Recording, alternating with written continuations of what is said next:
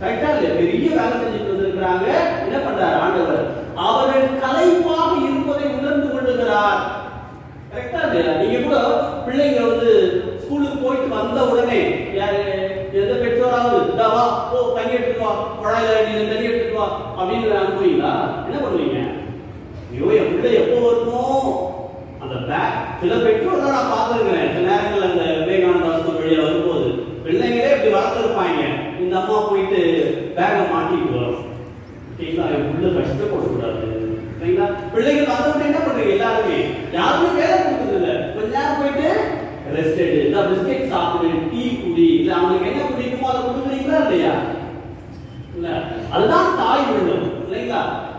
பிள்ளைகள் ஒரு 6-7 மணி நேரம் பள்ளிக்கூடத்திலே கண்டுபிடித்து படித்துக் கொண்டிருப்பார்கள். கண்டிப்பாக டயர்டா இருப்பாங்க. ஆகவே வந்தவரை என்ன பண்றோம்?